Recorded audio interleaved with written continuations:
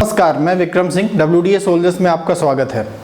तो पिछले दो टॉपिक्स आप लोगों ने पढ़े और आज जिस टॉपिक की हम बात करने जा रहे हैं वो भी आपके आर्मी जीडी और NA वाई ग्रुप जितने भी आपके एग्जामिनेशन है उन सब के लिए बहुत ज़्यादा इंपॉर्टेंट टॉपिक है आज का, ठीक है।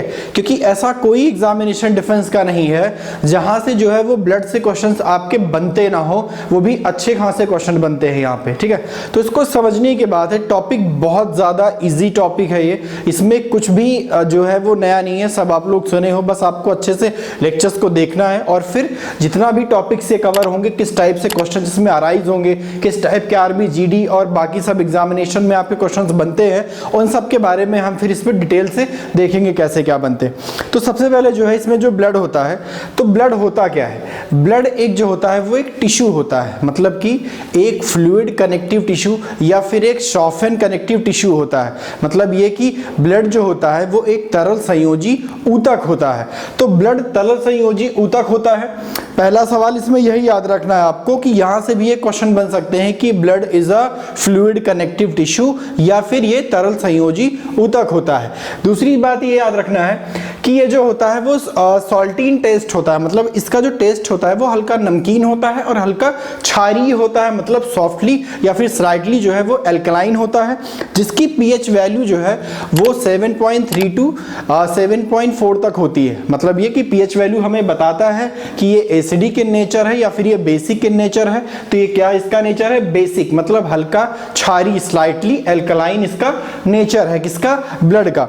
सामान्यतः ये जो होता है वो शरीर में आपके 5 से 6 लीटर पाया जाता है और महिलाओं में जो होता है वो 1 से 2 लीटर आदमियों की तुलना में जो होता है वो कम पाया जाता है यहाँ पे। तो अब हम बात करें कि ब्लड में जो होता है वो कौन कौन सी चीजें इसमें इंक्लूड होती हैं। तो ब्लड को जो है वो हम 2 पार्ट में डिवाइड कर सकते हैं। पहला पार्ट हो जाता है आपका प्लाज्मा, दूसरा पार्ट होता है आपका ब्लड सेल, जिसे कहते हैं रुधिराणु कहते हैं यहाँ से, ठीक है। तो जो प्लाज्मा होता है वो ब्लड के पार्ट से लगभग 55 से 60% जो होता है वो आपका प्लाज्मा होता है। 40 से 45% जो आपका होता है वो आपके ब्लड सेल्फ या फिर आपके रुधिराणु होते हैं वहाँ पे, ठीक है। अब इसमें बात करें कि जो प्लाज्मा होता है तो प्लाज्मा का फॉर्मेशन क्या होता है या किन किन चीज़ों से मिलकर के प्लाज्मा जो है वो बना होता है। तो प्लाज्मा में सबसे ज़्यादा जो है वो क्या पाया जाता है? उसमें वाटर पाया जाता है। और यही क्वेश्चन आपके एग्जामिनेशन में बनता है कि ब्लड प्लाज्मा में या रक्त प्लाज्मा में मोस्ट क्वांटिटी में सबसे ज्यादा अमाउंट में क्या पाया जाता है? तो वो जल पाया जाता है। कितना? 90% पाया जाता है वो, ठीक है।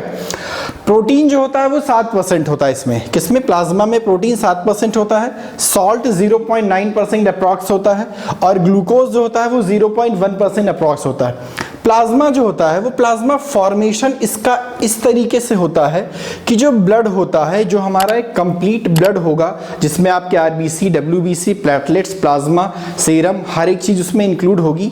तो अगर हम ब्लड में से कॉर्पसल्स का मतलब ये कि डब्ल्यूबीसी और आरबीसी को हटा दें तो वो जो हमारा शेष पार्ट या रिमेनिंग पार्ट बचेगा, तो remaining part is known as plasma. यहाँ पर उसको हम क्या कहेंगे?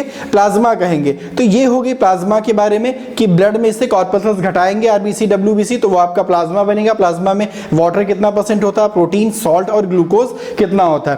प्लाज्मा का काम ये होता है कि जो आपका पचा हुआ भोजन होता है या जो आपका जितने भी न्यूट्रिएंट या फिर हार्मोन्स जितने भी आपके होता है उनका शरीर में ट्रांसपोर्टेशन करना या फिर उनका शरीर में संवहन करना।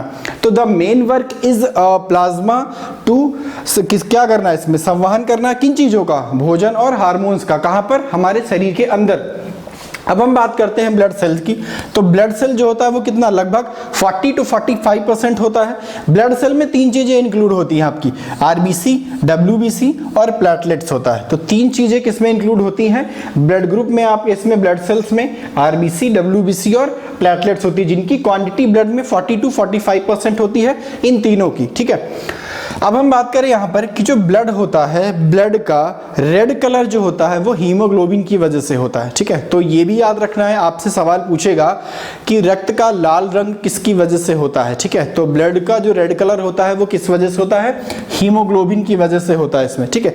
एक टर्म आप लोगों ने सुना होगा, एग्जामिनेशन में आपके पूछा जाता है, सीरम, ठीक है। सीरम एक वर्ड होता है।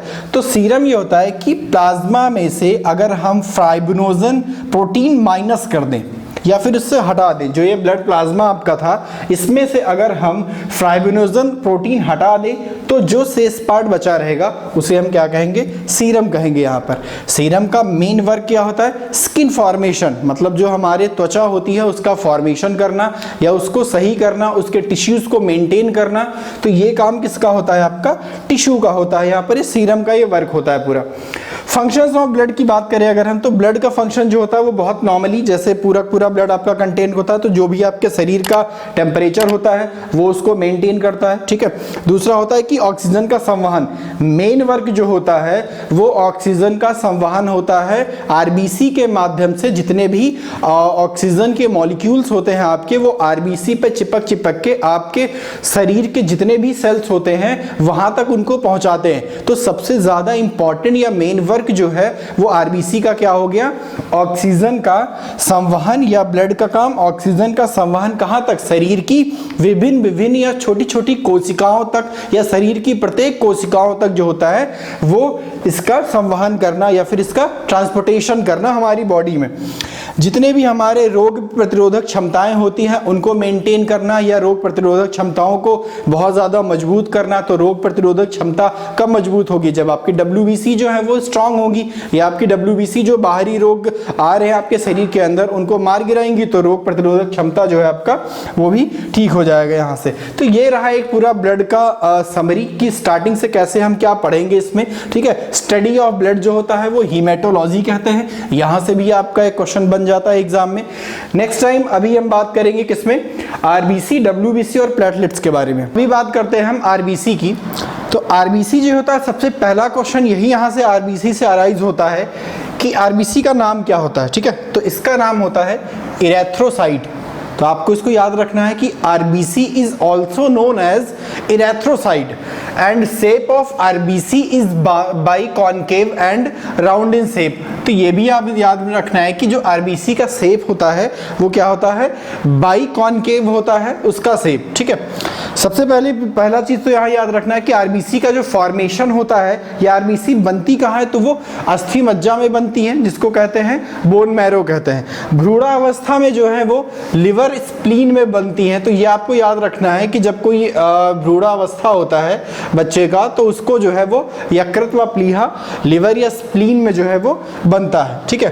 दूसरा याद रखना है कि आरबीसी में जो है वो केंद्रक नहीं होता है, मतलब ये कि आरबीसी जो होता है वो एब्सेंस ऑफ न्यूक्लियस होता है। इसमें दो एक्सेप्शंस हैं, दो अपवाद ये हैं कि ऊंट और लामा जैसे यहाँ पर ऊंट रेगिस्तान में पाया जाता है, वैसे अफ्रीका में जो रेगिस्तानी वहाँ जानवर होते हैं उनको लामा कहते हैं, ठीक है। तो ऊंट और लामा दो ऐसे एक्सेप्शन हैं जिनके आरबीसी में जो है वो केंद्रक पाया जाता है इनमें। बाकी जो होते हैं, बाकी जितने भी जीव होंगे उन सबके आरबीसी के केंद्रक क्या होगा, अनुपस्थित होगा वहाँ पे, ठीक है। आरबीसी के फॉर्मेशन में कौन कौन सी चीजें होती हैं जो इंपॉर्टेंट होती हैं या उनमें सहायक क्या क्या होती है, तो उसमें आपका प्रोटीन हो गया, आयरन सबसे ज्यादा, विटामिन जो B12 आपका होता है, तो ये जो है आवश्यक होती है आरबीसी के फॉर्मेशन में हेल्प करती है। नेक्स्ट चीज आपको नेक्स्ट क्वेश्चन याद रखना है कि इनकी आयु क्या होती है या इनका टेन्योर क्या होता है, टाइम पीरियड क्या होता है आरबीसी का, वो 120 दिन होता है, ठीक है। आरबीसी अगर सामान्य से कम बन रही, इसका मतलब क्या हो गया कि आपके अंदर ब्लड की कमी हो गई है, और ब्लड की कमी होगी तो उसे क्या कहेंगे, एनीमिया कहेंगे। एनीमिया मतलब जिसको कहते हैं अरक्तता। तो आरबीसी का सामान्य से कम बनना उसको कहते हैं अरक्तता या एनीमिया कहेंगे। जो विटामिन B12 होता है वो आरबीसी को बहुत ज्यादा इफेक्ट करता है, मतलब उसको प्रभावित करता है, या इसकी कमी से जो होता है वो आरबीसी कम बनना शुरू होती है, जिसे कहते हैं परनीशियस एनीमिया कहते हैं। किसकी से, विटामिन B12। तो यहाँ से भी एक क्वेश्चन जो है आपके एग्जाम में बनना तय है, ठीक है। नेक्स्ट क्वेश्चन यहाँ से बनेगा कि सबसे बड़ी आरबीसी जो किसकी होती है, तो सबसे बड़ी आरबीसी जो होती है वो सैलामेंडर की होती है, जो कि एक जीव होता है। सबसे छोटी किसकी होती है, मस्क डियर, मतलब जो कस्तूरी मृग होता है उसकी सबसे छोटी आरबीसी होती है। तो दो क्वेश्चन यहीं से बन गए, सबसे बड़ी आरबीसी, सबसे छोटी आरबीसी, ठीक है। अगला हम बात करें कि जो एक्सेस ऑफ आरबीसी होता है उसे कहते हैं पॉलीसिथीमिया कहते हैं, ठीक है। एक्सेस ऑफ आरबीसी मतलब आरबीसी की जो अधिकता होती है उसे कहते हैं पॉलीसिथीमिया कहते हैं, ठीक है। और जो एक्सेस ऑफ आरबीसी होंगे मतलब आरबीसी जब सामान्य से ज़्यादा होंगी तो वो स्टोर कहाँ होंगी, वो स्प्लीन में स्टोर होती है, वो कहाँ पर, प्लीहा में स्टोर होंगी वहाँ पे, ठीक है। और जो लिवर होता है उसे क्या कहेंगे, ग्रेवयार्ड ऑफ आरबीसी मतलब आरबीसी का कब्रगाह कहते हैं। ये भी आपको एग्जाम में क्वेश्चन याद रखना, ये बहुत पूछा जाता है आपके जीडी के एग्जामिनेशन में, ठीक है। अब यहाँ पर आरबीसी के दो फंक्शन होते हैं। आरबीसी का फंक्शन सबसे बड़ा ये होता है मेजर कि ये ऑक्सीजन का ट्रांसपोर्टेशन करेगा। ऑक्सीजन का ट्रांसपोर्टेशन कहाँ करेगा, हमारे शरीर से लेकर के जितने भी हमारे शरीर के कोशिकाएं हैं, सेल्स हैं, वहां तक उनका ट्रांसपोर्टेशन करेगा या फिर उनका वो परिवहन करेगा, ठीक है। और परिवहन होके वो ऑक्सी हीमोग्लोबिन भी बना लेता है।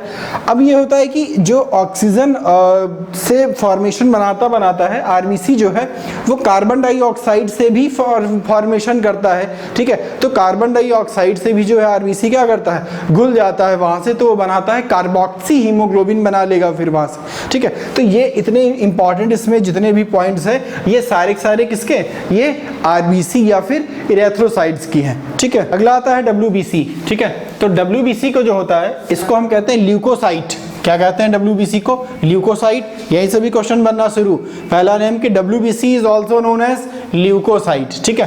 काम क्या होता है, शरीर का रोगों से बचाना, मतलब ये कि जितने भी बाहर हानिकारक जीवाणु शरीर के अंदर प्रवेश करते हैं उनको हटाना, इसलिए इनको कहते हैं सोल्जर ऑफ बॉडी मतलब शरीर का सिपाही कहते हैं, ठीक है।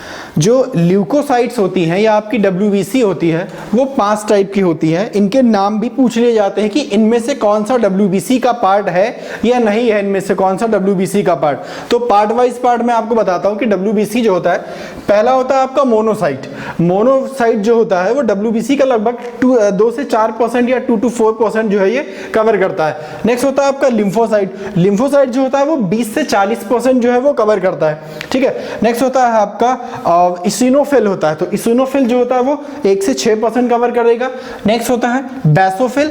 बेसोफिल जो होता है वो लगभग 0.5 से 1% के आसपास तक कवर करेगा।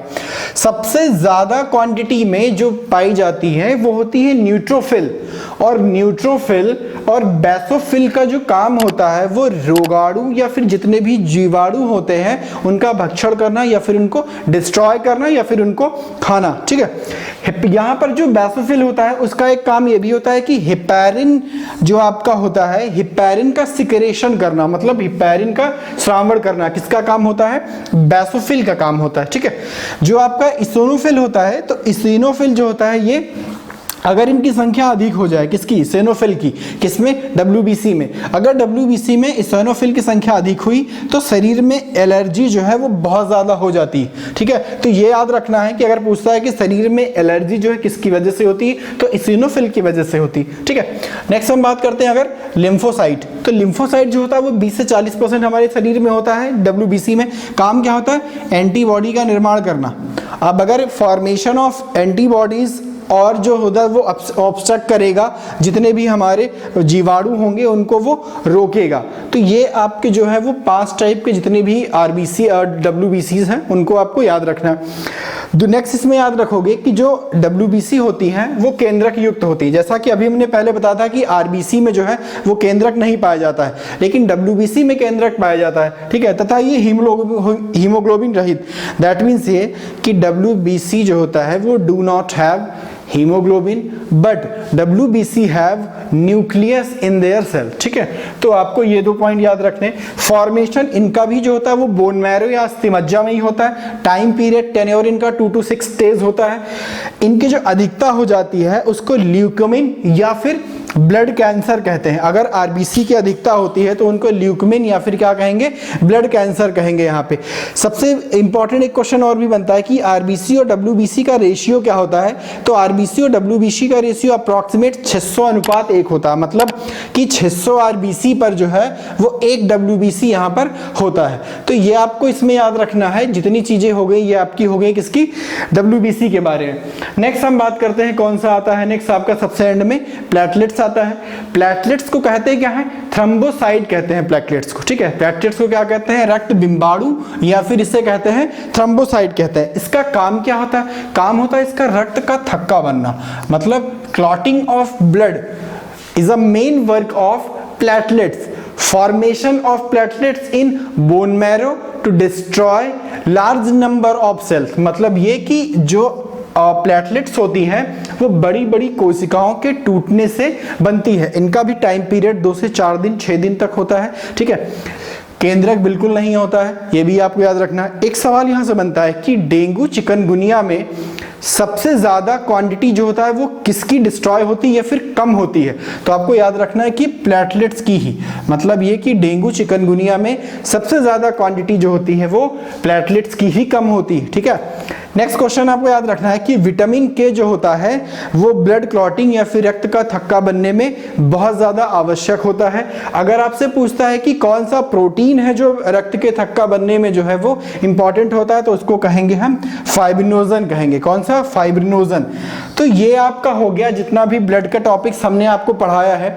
इसके अलावा जितना भी ब्लड में डिटेल्स में और हम डिस्कशन अगर करेंगे तो वो हम अपने क्लासरूम प्रोग्राम में करेंगे डिस्कशन, ठीक है। आई होप इससे आपके जितने भी डिफेंस के एग्जामिनेशन होंगे मैक्सिमम नंबर ऑफ जो क्वेश्चंस होंगे वो यहां से कवर हो जाएंगे, ठीक है। देखते हैं नेक्स्ट लेक्चर में, तब तक जय हिंद जय भारत।